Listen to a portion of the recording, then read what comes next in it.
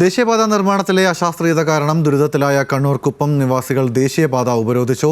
പ്രശ്നത്തിന് ശാശ്വത പരിഹാരം കാണണമെന്നാവശ്യപ്പെട്ടായിരുന്നു ഉപരോധം.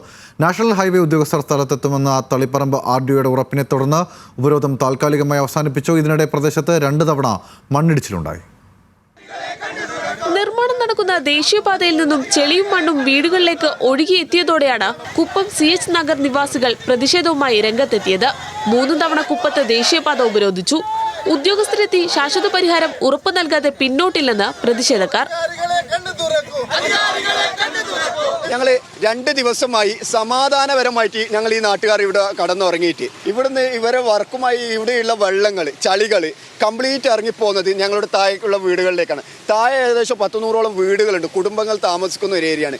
രോഗികളുണ്ട്, കുട്ടികളുണ്ട്, അതുപോലെ തന്നെ യുവാക്കൾ ജോലിക്ക് പോകുന്നവരുണ്ട്. ഇവർക്കൊക്കെ ഇതൊരു വലിയൊരു ബുദ്ധിമുട്ടായി മാറിക്കൊണ്ടിരിക്കുകയാണ്. നാട്ടുകാരുടെ ആശങ്ക ശരിവെക്കുന്ന കാഴ്ചയാണ് ദേശീയപാത നിർമ്മാണ സ്ഥലത്ത് കണ്ടത്.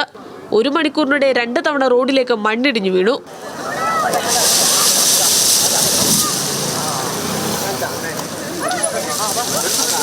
ഇതോടെ താൽക്കാലിക റോഡിലും സർവീസ് റോഡായി ഉപയോഗിച്ചിരുന്ന പഴയ ദേശീയപാതയിലും അപകട ഭീഷണി വർദ്ധിച്ചു.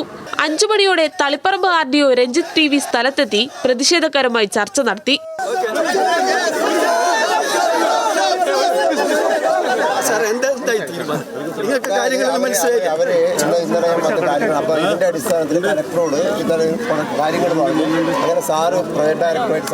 പിന്നാലെ നാഷണൽ ഹൈവേ ഉദ്യോഗസ്ഥരും സ്ഥലത്തെത്തി.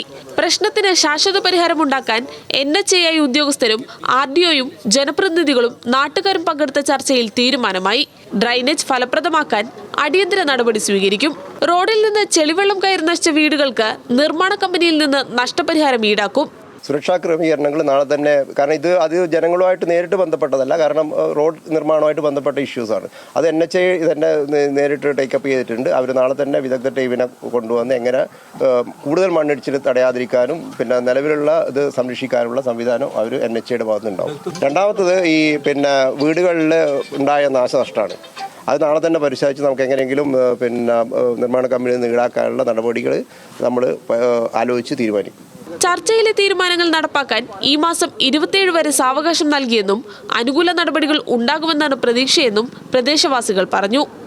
ന്യൂസ് മലയാളം, കണ്ണൂർ.